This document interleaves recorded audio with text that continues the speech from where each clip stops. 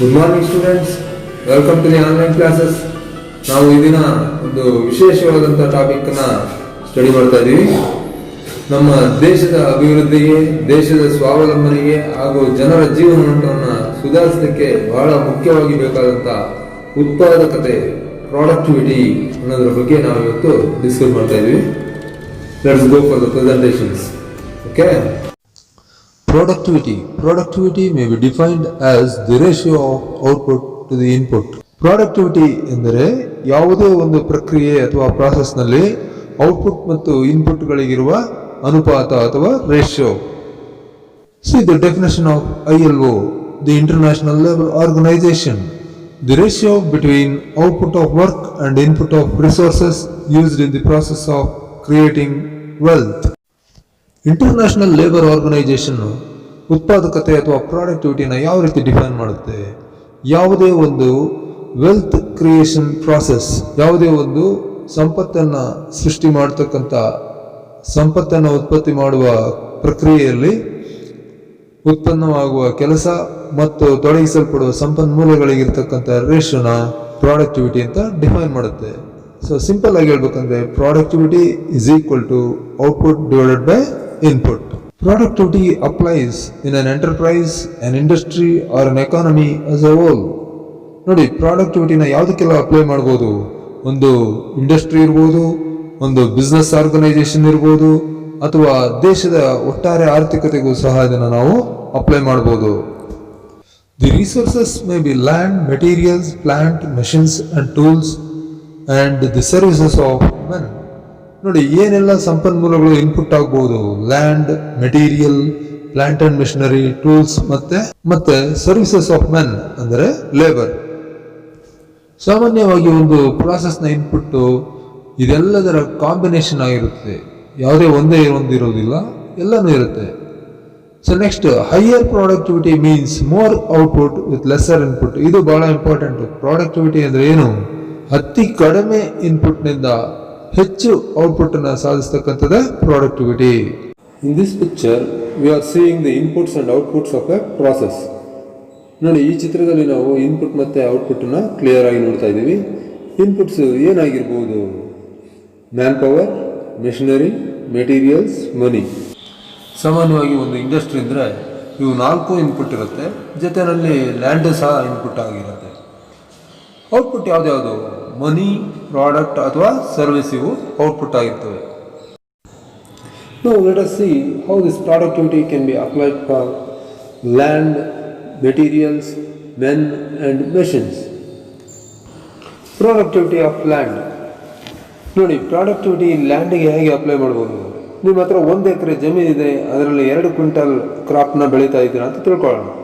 So improved methods of cultivation ಅಂದರೆ ಸುಧಾರಿತ ವ್ಯವಸಾಯ ಪದ್ಧತಿಯನ್ನು ಅಳವಡಿಸಿಕೊಂಡು ನೀವು 2 ಕ್ವಿಂಟಾಲ್ ಬದಲಾಗಿ 3 ಕ್ವಿಂಟಾಲ್ ಬೆಳೀತಾ ಇದ್ದೀರಾ ಅಂದರೆ ನಿಮ್ಮ ಲ್ಯಾಂಡಿನ ಪ್ರಾಡಕ್ಟಿವಿಟಿ 50% ಇನ್ಕ್ರೀಸ್ ಆಗಿದೆ ಅಂತ ಅರ್ಥ. ಓಕೆ. ಅದೇ ರೀತಿ ಒಬ್ಬ ಅನ್ಸ್ಕಿಲ್ಡ್ ಟೈಲರು 2 ಮೀಟರ್ ಬಟ್ಟೆನಲ್ಲಿ 1 ಸೂಟ್ ಕಟ್ ಮಾಡ್ತಾನೆ ಅಂತ ಇಟ್ಕೊಳ್ಳೋಣ. ಅದೇ ಒಬ್ಬ ಸ್ಕಿಲ್ಡ್ ಟೈಲರು ಅದೇ ಬಟ್ಟೆಯಿಂದ 2 ಸೂಟು ಕಟ್ ಮಾಡ್ದ ಅಂದರೆ ಅಲ್ಲಿಗೆ ಏನಾಯಿತು? ಪ್ರಾಡಕ್ಟಿವಿಟಿ 100% ಇನ್ಕ್ರೀಸ್ ಆಯಿತು. ಅಂದರೆ ಪ್ರೊಡಕ್ಷನ್ನು ಡಬಲ್ ಆಯಿತು. ಇಲ್ಲಿ ಮೆಟೀರಿಯಲ್ನ ಪ್ರಾಡಕ್ಟಿವಿಟಿ ಇನ್ಕ್ರೀಸ್ ಆಗಿದೆ. ಅದೇ ರೀತಿ ಒಂದು machine 100 pieces per day produce ಮಾಡ್ತಾ ಇದೆ ಅಂತ ತಿಳ್ಕೊಳ್ಳೋಣ. ಕಟಿಂಗ್ ಟೂಲ್ನ ರೀಪ್ಲೇಸ್ ಮಾಡೋದ್ರಿಂದ ಅದರ ಕಟಿಂಗ್ ಸ್ಪೀಡ್ ಜಾಸ್ತಿ ಆಗಿ 120 ಪೀಸಸ್ ಪರ್ ಡೇ ಮ್ಯಾನುಫ್ಯಾಕ್ಚರ್ ಮಾಡಿದ್ರೆ ಆಗ ಆ ಮೆಷಿನ್ನ ಪ್ರೊಡಕ್ಟಿವಿಟಿ 20% ಇನ್ಕ್ರೀಸ್ ಆಗಿದೆ ಅಂತ ಹೇಳ್ತೀವಿ. ಅದೇ ರೀತಿ ಒಬ್ಬ ವರ್ಕರ್ ಪ್ರತಿ ಗಂಟೆಗೆ 40 ಪ್ಲೇಟ್ಸ್ನ ಮ್ಯಾನುಫ್ಯಾಕ್ಚರ್ ಮಾಡ್ತಾನೆ ಅಂತ ಇಟ್ಕೊಳ್ಳೋಣ. ಅದೇ ವ್ಯಕ್ತಿ ಒಂದು ಟ್ರೈನಿಂಗ್ ಸೆಷನ್ ಮುಗಿಸಿದ ನಂತರ 50 ಪ್ಲೇಟ್ಸ್ ಪರ್ ಅವರ್ ಪ್ರೊಡ್ಯೂಸ್ ಮಾಡಿದರೆ ದ ಪ್ರೊಡಕ್ಟಿವಿಟಿ ಹ್ಯಾಸ್ ಇನ್ಕ್ರೀಸ್ಡ್ ಅಂತ ಹೇಳ್ತೀವಿ. ಅವನ ಪ್ರೊಡಕ್ಟಿವಿಟಿ 25% ಜಾಸ್ತಿ ಆಗಿದೆ. Now let us see the difference between production and productivity. Production is simply the process of converting input into the goods and services.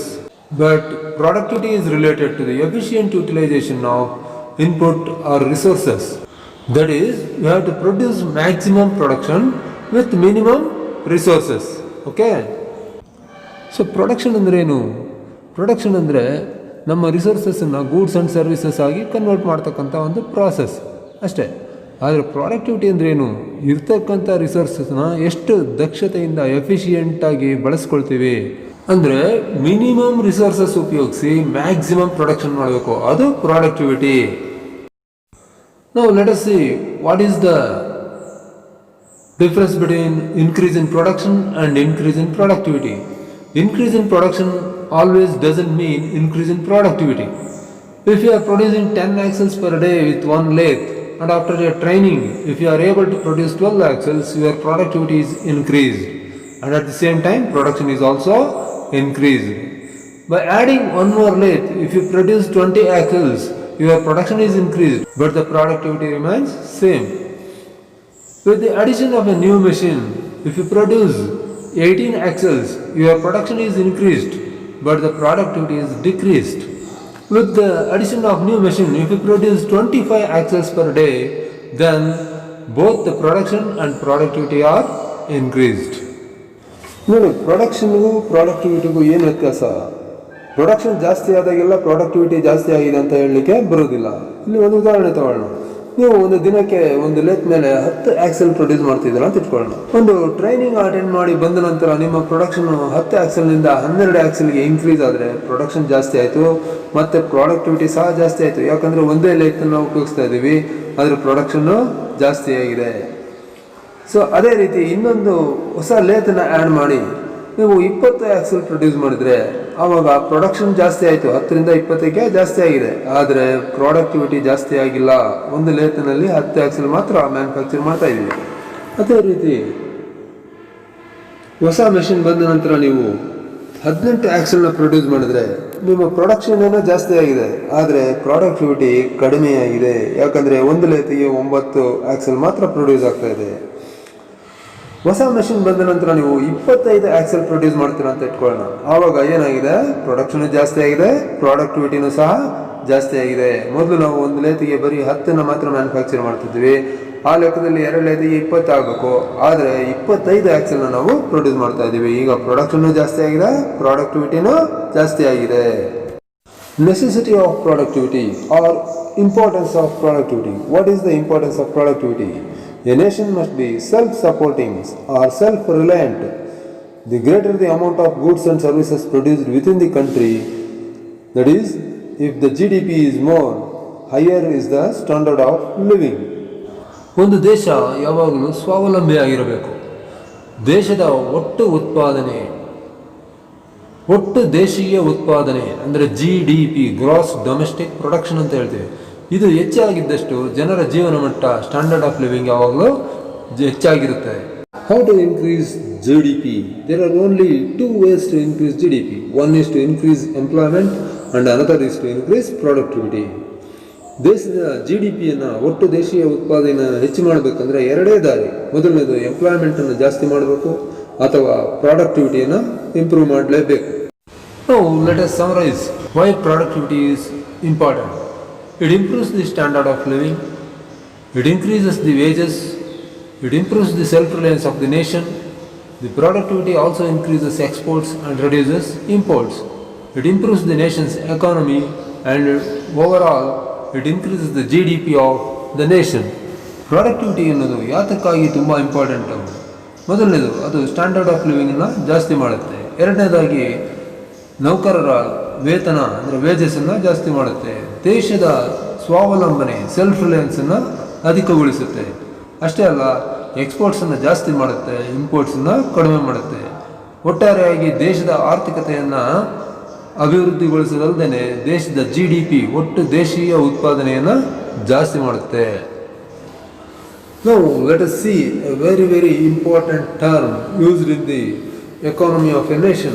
GDP, gross domestic product. What is GDP? GDP is the monetary value of all the goods and services produced within a country for a specific time period, usually a year. GDP ಅಂದ್ರೇನು? Gross domestic product, ಒಟ್ಟು ದೇಶೀಯ ಉತ್ಪಾದನೆ. ಒಂದು ವರ್ಷದಲ್ಲಿ ನಮ್ಮ ದೇಶದೊಳಗೆ ತಯಾರಾಗ್ತಕ್ಕಂಥ ಉತ್ಪನ್ನಗಳು ಮತ್ತು ಸೇವೆಗಳ ಆರ್ಥಿಕ ಮೌಲ್ಯವನ್ನು ನಾವು ಗ್ರಾಸ್ ಡೊಮೆಸ್ಟಿಕ್ ಪ್ರಾಡಕ್ಟ್ ಅಥವಾ GDP ಅಂತೀವಿ. ಇದು ಒಂದು ದೇಶದ ಆರ್ಥಿಕ ಪ್ರಗತಿಯ ಅಳತೆಗೋಲು.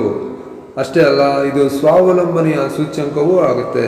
ಇದು ಬಹಳ ಇಂಪಾರ್ಟೆಂಟ್. ದೇಶದ ಆರ್ಥಿಕ ಪ್ರಗತಿಯ ದೃಷ್ಟಿಯಿಂದ GDP ತುಂಬಾನೇ important. How to calculate GDP? GDP is given by the equation GDP is equal to C plus G plus I plus NX, where C is the consumption or consumer spending, G is the government spending, I is the investment or capital, NX is the net export. That is the difference between exports and imports. GDP ಅನ್ನು ಯಾವ ರೀತಿ calculate ಮಾಡೋದು ನೋಡೋಣ. GDP is equal to C plus G plus I plus NX. C ಅನ್ನೋದು consumer spending, ಅಂದರೆ ಬಳಕೆದಾರರ ಖರ್ಚು, ನಾವು ನೀವು ಮಾಡ್ತಕ್ಕಂಥ ಖರ್ಚು. ಗೌರ್ಮೆಂಟ್ ಸ್ಪೆಂಡಿಂಗ್ ಅಂದರೆ ಸರ್ಕಾರಕ್ಕೆ ತಗೊಳ್ತಕ್ಕಂಥ ಖರ್ಚುಗಳು. ಇನ್ವೆಸ್ಟ್ಮೆಂಟ್ ಅಂದರೆ ಬಂಡವಾಳ ಅಥವಾ ಹೂಡಿಕೆ. NX ಅಂದರೆ ನೆಟ್ ಎಕ್ಸ್ಪೋರ್ಟ್ಸ್. ಎಕ್ಸ್ಪೋರ್ಟ್ ಮತ್ತು ಇಂಪೋರ್ಟ್ಗಳ ವ್ಯತ್ಯಾಸ. ಎಕ್ಸ್ಪೋರ್ಟ್ನಲ್ಲಿ ಇಂಪೋರ್ಟ್ಸನ್ನು ಕಳೆದ್ರೆ ನೆಟ್ ಎಕ್ಸ್ಪೋರ್ಟ್ ಸಿಗುತ್ತೆ. ಸೊ ಇವಿಷ್ಟನ್ನು ಆ್ಯಡ್ ಮಾಡಿದ್ರೆ GDP ಅಂದರೆ ಒಟ್ಟು ದೇಶೀಯ ಉತ್ಪಾದನೆ ನಮಗೆ ದೊರೆಯುತ್ತೆ. GDP ಹೇಗೆ ಕ್ಯಾಲ್ಕುಲೇಟ್ ಮಾಡೋದು ಅನ್ನೋದು ಈ ಚಿತ್ರದಲ್ಲಿ ನಾವು ಕ್ಲೀನಾಗಿ ತಿಳ್ಕೊಳ್ಬೋದು. Like GDP, there is one more important measure used in economy, that is per capita income. Per capita income means the GDP divided by the population of a nation. It is used to measure the prosperity of a nation and also for comparing the standards of living of different countries, because it is calculated in a single currency like US dollars.